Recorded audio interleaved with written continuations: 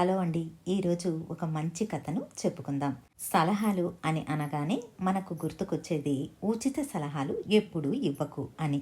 అంటే అడగకుండా ఎవరికీ సలహాలు ఇవ్వద్దు అన్న మాటను వింటూ ఉంటాం. అయితే మంచి సలహాలు ఎప్పుడూ మనకు ఉపయోగకరంగానే ఉంటాయి. కొన్ని సలహాలు ఆ సందర్భంలో ఉపయోగకరంగా లేకపోయినా సందర్భం వచ్చినప్పుడు ఆ సలహాలను వాడుకొని మనకు సలహా ఇచ్చిన వాళ్ళను తలుచుకొని మనసులోనే కృతజ్ఞతలను తెలుపుకుంటాం. ఈరోజు ఈ వీడియోలో చందమామలోని 3 సలహాలు అన్న కథను విందాం. శివపురంలో రత్నయ్య అనే పేదవాడు ఉండేవాడు. అతడికి డబ్బు సంపాదించడానికి ఆ గ్రామంలో అవకాశం లేకపోవడంతో పట్నం వెళ్లి డబ్బు సంపాదించుకురావాలని నిర్ణయించుకుంటాడు. రత్నయ్య తన భార్యతో, నేను పట్నం వెళ్లి డబ్బులు సంపాదించుకుని వస్తాను. నేను వచ్చేదాకా ఉన్న దాంట్లోనే నువ్వు జీవనాన్ని సాగిస్తూ ఉండు అని చెప్పి బయలుదేరుతాడు. అలా పట్నం చేరుకున్న రత్నయ్య ధర్మయ్య అనే యజమాని వద్ద పనికి చేరుతాడు. ధర్మయ్య చెప్పిన పనులన్నీ చేస్తూ ఉంటాడు.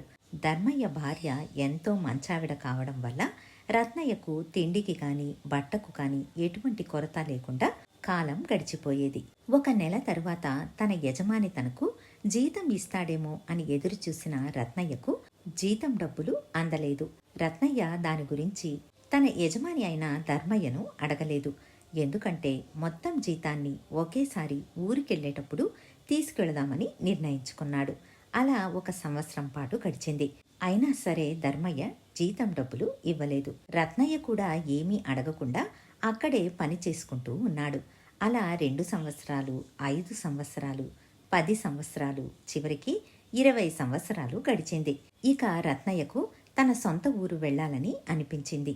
అతడు ధర్మయ్యతో, బాబు, నేను మా ఊరు వెళ్లాలని అనుకుంటున్నాను. నా జీతం డబ్బులు ఇప్పిస్తే తీసుకుని వెళతాను అని అంటాడు. దానికి ధర్మయ్య, జీతం డబ్బులా, నీకేం వస్తుందిరా, వస్తే 3 వరహాలు వస్తుంది అంతే. అంతకన్నా అమూల్యమైన 3 సలహాలు ఇస్తాను, విను అని అంటాడు. ఇది విన్న రత్నయ్య నిర్ఘాంతపోతాడు. తాను జీతంలో చేరిన మొదటి రోజే జీతం గురించి మాట్లాడుకుని ఉంటే ఇప్పుడు ఈ పరిస్థితి వచ్చి ఉండేది కాదు అని అనుకున్నాడు. ఇక చేసేది లేక, అదేంటో చెప్పండి బాబు అని అంటాడు. అప్పుడు ధర్మయ్య, మొదటి సలహా, నీకు సంబంధించని వ్యవహారంలో తలదూర్చకు. 2వ సలహా ఏంటంటే, దారిలో ప్రయాణిస్తున్నప్పుడు అడ్డదారిలో వెళ్లకు. ఇక 3వ సలహా, రాత్రి వచ్చిన కోపాన్ని అప్పటికప్పుడే ప్రదర్శించకుండా పొద్దున దాకా ఓపికగా ఉండు అని చెబుతాడు. అంతా విన్న రత్నయ్య తలాడించి అక్కడ్నుంచి తన ఊరికి ప్రయాణమవుతాడు. దారిలో ప్రయాణిస్తున్న రత్నయ్యకు కాసేపటికి అడవి గుండా ప్రయాణించాల్సి వస్తుంది. అటుగా వెళుతున్న రత్నయ్య ఒక విచిత్రమైన దృశ్యాన్ని చూస్తాడు. ఒక నల్లటి, దృఢంగా, ఎత్తుగా ఉన్న వ్యక్తి 40 ఒంటెలను పెట్టుకుని ఆ ఒంటెలపైన బంగారు సంచులు పెట్టుకుని ఎండిపోయిన చెట్టు కొమ్మలకు బంగారాన్ని ఆకుల్లాగా అంటిస్తూ ఉంటాడు. ఇది చూసిన రత్నయ్య ఆశ్చర్యపోతాడు. ఎందుకలా చేస్తున్నావు అని అడగాలని అనుకుంటాడు. అయితే అతడికి వెంటనే తన యజమాని చెప్పిన మొదటి సలహా గుర్తుకు వస్తుంది. నీకు సంబంధం లేని విషయాలలో జోక్యం చేసుకోవద్దు అని. దాంతో రత్నయ్య ఏమీ అడగకుండా ముందుకు సాగుతూ ఉంటాడు. ఇంతలో ఆ వ్యక్తి రత్నయ్యను ఇలా రమ్మని పిలుస్తాడు. అతడి వద్దకు వెళ్లిన రత్నయ్యను, నేను ఎన్నో ఏళ్ల నుంచి ఇక్కడ ఇదే ఆటను ఆడుకుంటున్నాను. అయితే ఇటుగా వచ్చిన వాళ్ళందరూ ఎందుకిలా చేస్తున్నావు అని అడిగిన వాళ్లే కాని నీలాగా ఏమీ అడగకుండా వెళ్లిన వాళ్ళు ఒక్కరు కూడా లేరు. అలా అడిగిన వాళ్లను చంపి అడగని వాడికి ఈ బంగారాన్నంతా ఇచ్చి వెళ్లిపోవాలని నిర్ణయించుకున్నాను. కాబట్టి ఈ ఒంటెలపై ఉన్న బంగారు సంచులను తీసుకుని వెళ్ళు అని అంటాడు. రత్నయ్య ఆనందానికి అవధులు లేకుండా పోయింది.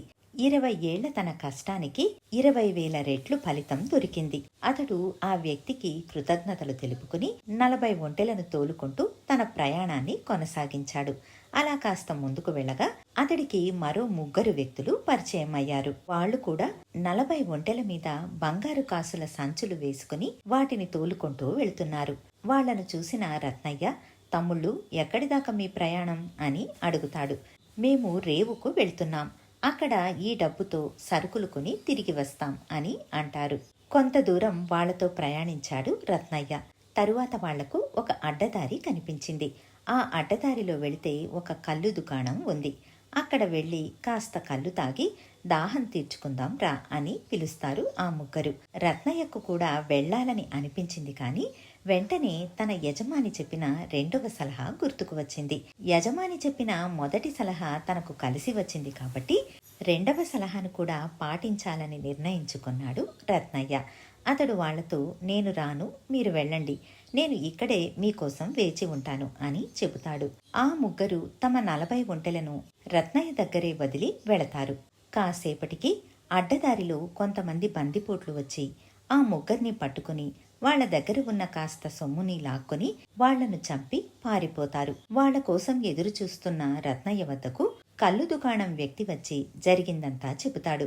దాంతో రత్నయ్య ఆ ఆజానుబాహుడు ఇచ్చిన 40 ఒంటెలతో పాటు ఆ వర్తకుల 40 ఒంటెలను తోలుకుని తన గ్రామానికి వెళతాడు. గ్రామం చేరుకున్న రత్నయ్య తన 80 ఒంటెలను ఒక పొలంలో ఉంచి తన ఇంటికి వెళ్లి తలుపు తడతాడు. తలుపు తీసిన రాజయ్య భార్య రాజయ్యను గుర్తుపట్టక, ఎవరు మీరు అని అడుగుతుంది. రాజయ్యకు తన భార్యను ఆట పట్టించాలని అనిపిస్తుంది. అతడు, నేను పరదేశం నుంచి వస్తున్నాను, ఈ రాత్రికి మీ ఇంట్లో పడుకుని రేపు పొద్దున వెళ్ళిపోతాను అని అంటాడు. అప్పుడు రాజయ్య భార్య, మా ఆయన ఇంట్లో లేడు, ఇంట్లో నేను ఒక్కదానినే ఉన్నాను కాబట్టి నువ్వు ఇంట్లో పడుకోవడానికి వీల్లేదు, కావాలంటే ఆ గొడ్లపాకలో చోటు చేసుకుని పడుకోవచ్చు అని అంటుంది. తన భార్య అన్న మాటలు విని రాజయ్య ఎంతో సంతోషిస్తాడు.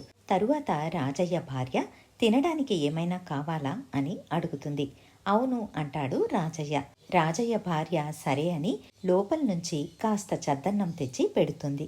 ఆ భోజనం తిని గొడ్లపాకలో పడుకోవడానికి గడ్డి పరుచుకుని దానిమీద పడుకుంటాడు రాజయ్య. అయితే అతడికి రాత్రంతా నిద్ర పట్టలేదు. ఎప్పుడెప్పుడు తెల్లారుతుందా తన భార్యకు విషయం చెప్పి తనను ఆశ్చర్యపరుద్దామా అని ఎదురుచూస్తున్నాడు.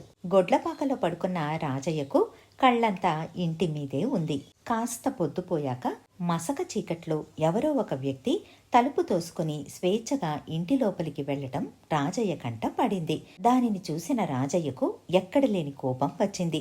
తన భార్య ఎవరినో పెళ్లి చేసుకుని తనకు మోసం చేసిందని, అందుకే పడుకోవడానికి లోపల తనకు చోటు ఇవ్వలేదని వెంటనే ఇద్దరిని చంపేయాలన్నంత కోపం వచ్చింది.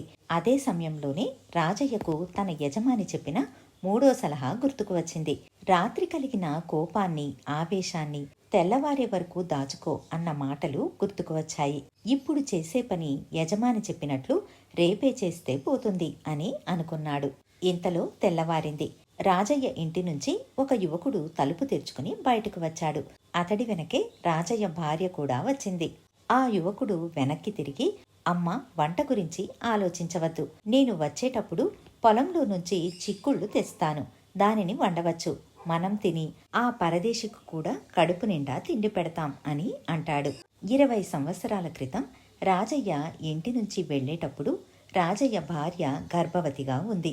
అతడు తన కొడుకే అని తెలియగానే రాజయ్య పరిగెత్తుకుంటూ వచ్చి తన కొడుకును కౌగలించుకుని, పిచ్చివాడా, ఇప్పుడు మన దగ్గర 80 ఒంటెల బంగారం ఉంది, మంచి మంచి కూరలు, దుస్తులు కొనుక్కొనిరా, ఇక మనం అర్ధాకలితో జీవించాల్సిన అవసరం లేదు అని అంటాడు. ఆ పరదేశి తమవాడేనని 20 ఏళ్ల కిందట డబ్బు సంపాదించడానికి వెళ్ళి ఇప్పుడు లక్షాధికారిగా వచ్చాడని తెలుసుకుని రాజయ్య భార్య, కొడుకు ఎంతో సంతోషించారు.